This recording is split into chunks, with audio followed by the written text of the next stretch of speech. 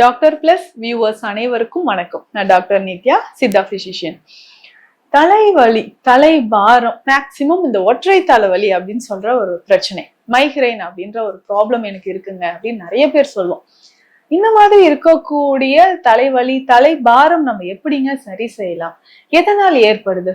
சிலர் என்னன்னா வருஷ கணக்குல நான் பெயின் கில்லர் போட்டுட்டு இருக்கேங்க, தலைவலி வந்ததுனாவே இந்த பெயின் கில்லரை போட்டுட்டு நான் சரி பண்ணிக்கிறேன், ஆனா வாரம் 2-3 முறை இந்த மாதிரி நடக்குது அப்படின்னு சொல்லுவாங்க. அவர்களுக்கு கூடிய விரைவில் உடல் நலனில் பாதிப்பு ஏற்பட நிறைய வாய்ப்புகள் இருக்கு.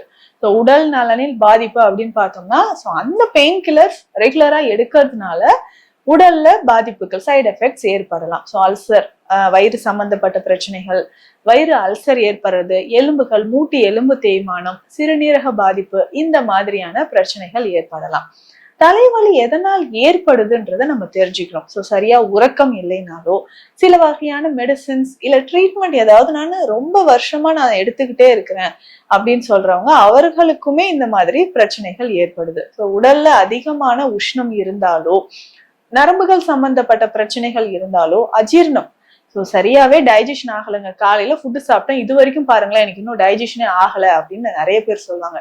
ஸோ இந்த மாதிரி அஜீர்ணம் தொடர்பான பிரச்சனைகள் இருந்தாலோ என்ன ஆகுதுன்னா கண்டிப்பாக உடல் நலனில் பாதிப்பு ஏற்பட்டு தலைவலி ஏற்படும்.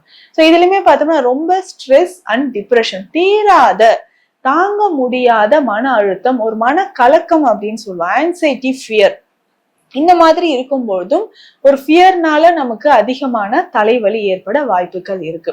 ஹார்மோன் இம்பேலன்ஸ் ஏற்படுறதுக்கு, ஸோ பெண்களை பொறுத்த வரைக்கும் இந்த பீரியட்ஸ் டைம்ல ஏற்படக்கூடிய பிரச்சனைகள்ல இதுவும் ஒன்று. ஸோ பீரியட்ஸ் வந்து கரெக்டா 3 days முன்னாடி பெயின் வரும், ஹெட்ஏக் வந்துட்டே இருக்குங்க, 3-4 days கண்டினியூஸா இருக்கும், அப்புறம் சரியாகும் அப்படின்னு சொல்லுவாங்க. ஸோ இதுலயுமே ஒரு சிலர் வந்து அதிகமான தலைவலி வரும், தாங்கவே முடியாது, அதுக்கப்புறம் எனக்கு வந்து ஒரு வாமிட்டிங் சென்சேஷன் வந்து வாந்தி எடுத்த பிறகுதான் தலைவலி எனக்கு குணமாகும். இல்ல வேற ஏதாவது உணவு முறைகள் நான் சாப்பிட்டுட்டேன் அப்படின்னாலும், ஸோ உணவு வந்து சரியா டைஜஷன் ஆகல, இல்ல நமக்கு நாட்பட்ட உணவு ஃப்ரிட்ஜில் வச்சு எடுத்தோம், ஃபுட் பாய்சன் மாதிரி ஆயிடுச்சுங்க அப்படின்னு சொன்னீங்கனாலும் தலைவலி ஏற்பட வாய்ப்புகள் இருக்கு. இந்த தலைவலி பிரச்சனையை நம்ம சரி செய்வது எப்படி? ஸோ நம்ம தலையில இருக்கக்கூடிய நரம்புகள் அதிகமாக இரிட்டேட் ஆகும்போது, ஸோ சஃபர் ஆகும்போது நமக்கு தலைவலி ஏற்படலாம். இதை சரி செய்யறதுக்கு ரொம்ப எளிமையாக ஃபர்ஸ்ட் நம்ம செய்யக்கூடியது டைஜஷன். ஸோ ஜீரண மண்டலத்தை நம்ம சரி செய்யணும். ஸோ உணவு முறையை சரியாக்கும் போது ஈஸியா நமக்கு தலைவலி குறைய ஆரம்பிச்சிடும். ஸோ ரெகுலரா இதை வந்து நம்ம ஃபாலோ பண்ணிக்கிட்டே வரணும். சரி, ரெகுலரா என்னங்க ஃபாலோ பண்ணணும் அப்படின்னு பார்த்தோம்னா, சில வகையான உணவு முறைகள், நம்ம எடுக்கக்கூடிய உணவு முறைகள் மூலமாகவே தலைவலி பிரச்சனை அதிகமாக இருந்தா அதை வந்து நம்ம சரி செய்துக்கலாம்.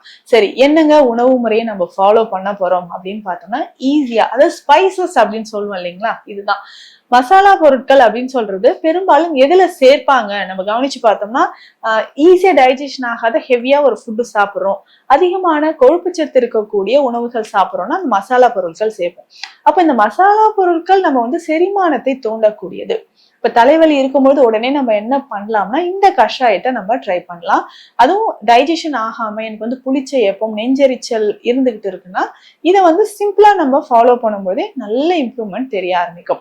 சின்ன பீஸ், ஒரு சின்ன துண்டு வந்து இஞ்சி எடுத்துக்கணும். ஸோ இஞ்சி, அதனோட நம்ம என்னன்னா ஏலக்காய், ஏலக்காய் வந்து ஒரு 5-6 ஏலக்காய், ஒரு 1/2 ஸ்பூன் அளவுக்கு சீரகம் போட்டு நல்லா கொதிக்க வச்சு, இதுல ஒரு சின்ன துண்டு கட்டி பெருங்காயம் இருந்தாலும் சேர்த்துக்கலாம், இல்ல பவுடரா இருந்தா ஒரு 2 பிஞ்சு சேர்த்து நல்லா கொதிக்க வச்சு இந்த தண்ணீரை நம்ம குடிக்கணும். ஸோ இதை குடிக்கும் பொழுதே நமக்கு என்ன செய்ய ஆரம்பிக்கும்னா அந்த டைஜஷன் ப்ராப்ளம் நமக்கு சரியாக ஆரம்பிக்கும். ஸோ ஈஸியா டைஜஷன் ஆகிறதுக்கும் தலைவலி போறதுக்கும் இது நமக்கு ரொம்ப ரொம்ப ஹெல்ப்ஃபுல்லா இருக்கும் அப்படின்னு சொல்லலாம். ஸோ இதற்கு அடுத்தது பார்த்தோம்னா மின்ட், புதினா இலைகள். புதினா இலைகள் வந்து வலியை போக்கக்கூடியது. ஸோ அதிகமான தலைவலி இருக்கக்கூடியவங்க புதினா இலைகளை நம்ம பயன்படுத்தலாம். ஸோ இதை ரெகுலரா எப்படி பயன்படுத்தலாம் அப்படின்னா, உணவோடு சேர்த்தோ இல்ல புதினா இலை சாரோ இல்ல தண்ணீர்ல போட்டு அதை நல்லா பாயில் பண்ணி புதினா டீ மாதிரி நம்ம குடிச்சிட்டு வரும்போதும் இதை ரெகுலரா குடிக்கணும். ஸோ புதினா டீல நம்ம என்ன பண்ணோம்னா புதினா இலைகளோட ஒரு 1/2 ஸ்பூன் அளவுக்கு சோம்பு சேர்த்து நல்லா பாயில் பண்ணி இதை குடிச்சிட்டு வரும்போதும் அந்த நர்வ்ஸ் வந்து நரம்புகள் நமக்கு வலிமையாகும். தலையில நீர் கோர்த்து தலைவலி ஒரு சிலருக்கு ஏற்படலாம். இது வந்து பொதுவா சைனசைட்டிஸ் அப்படின்ற ஒரு பிரச்சனையில நம்ம சொல்றோம். இந்த பிரச்சனை சரியாகிறதுக்கும் நம்ம என்ன பண்ணலாம்னா புதினா இலைகள், சோம்பு சேர்த்து நம்ம பயன்படுத்திட்டு வரலாம். நம்ம எடுக்கக்கூடிய உணவு, ஒரு சிலருக்கு தலையில அதிகமா நீர் கோர்த்தும் தலைவலி ஏற்படும். சோ அப்போ நீர்ச்சத்து நிறைந்த காய்கறிகள், குளிர்ச்சியான உணவுகளை நம்ம தவிர்க்கிறது ரொம்ப ரொம்ப நல்லதா இருக்கும். சோ இதுல நான் வந்து பார்த்தோம்னா சூப், ரசம் வகைகள் நமக்கு நல்ல ஹெல்ப் பண்ணும். தலைவலி இருக்கா, சோ இந்த சூப்போ இந்த ரசமோ நம்ம பயன்படுத்தும் பொழுது நல்ல டிஃபரன்ஸ் நமக்கு கிடைக்குங்க. சோ ரெகுலரா இந்த சூப் இல்லைன்னா இந்த ரசம் வகைகள், சோ பூண்டு ரசமோ இல்ல மிளகு ரசமோ நம்ம கொஞ்சம் கொஞ்சம் குடிச்சிட்டு வரும்பொழுதும் தலைவலி, தலை பாரம் நமக்கு குறைய ஆரம்பிக்குது. சோ சித்த மருத்துவத்திலும் பார்த்தோம்னா நிறைய மருந்துகள் இருக்கு. இதுல முக்கியமாக சுக்கு வந்து தலைவலிக்குனே நமக்கு வந்து ஸ்பெஷலா நம்ம பயன்படுத்தலாம் அப்படின்னே சொல்லலாம். இப்ப தலைவலி இருந்ததுன்னா சுக்கு வந்து நம்ம பற்று போடலாம். சுக்கு இதனோட கொஞ்சம் மஞ்சள் கலந்து லேசாக தலையில வந்து நம்ம பற்று போட்டுக்கிட்டே வரலாம். இப்போ தலைவலி இருந்தா உடனே ஒரு பெயின் கில்லர் போடணும்னு கிடையாது. இதை ட்ரை பண்ணுங்க, நல்ல ரிசல்ட் நமக்கு இருக்கும். இப்போ சுக்கு மஞ்சள் லேசா, அதிகமா போட வேண்டாம், ரொம்ப ஸ்கின் இரிட்டேட் ஆகி எரிச்சல் ஆயிடும். லைட்டா நம்ம வந்து பத்து போட்டுக்கிட்டே வரும்போது தலைவலி நமக்கு நல்லாவே குறைய ஆரம்பிக்குது. சோ இதனோட சேர்த்து வந்து பார்த்தோம்னா வெற்றிலை. சோ வெற்றிலை சாறு நம்ம வந்து பயன்படுத்தலாம். வெற்றிலை சாரோட ஒரு 2 சிட்டிகை சுக்கு பொடி சேர்த்து நம்ம குடிச்சணும். சோ தலைவலி ரொம்ப இருந்ததுன்னா வெற்றிலை சாரோட ஒரு 2 பிஞ்ச் அளவு சுக்கு பொடி சேர்த்து குடிக்கலாம். வெற்றிலை இல்லைங்க, வேற என்ன பண்ணலாம் அப்படின்னா வெறும் சுக்கு பொடி மட்டுமே வெந்நீர்ல அல்லது பால், சோ இதுல கலந்து நம்ம குடிக்கும் பொழுதும் தலைவலி நமக்கு நல்லாவே குறைய ஆரம்பிக்கும்.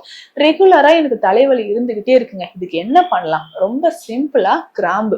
சோ இந்த கிராம்பு சூரணமாக நம்ம பயன்படுத்தும் போது உடல்ல இருக்கக்கூடிய பல வகையான வலிகளோட தலைவலியும் நமக்கு குறையுது.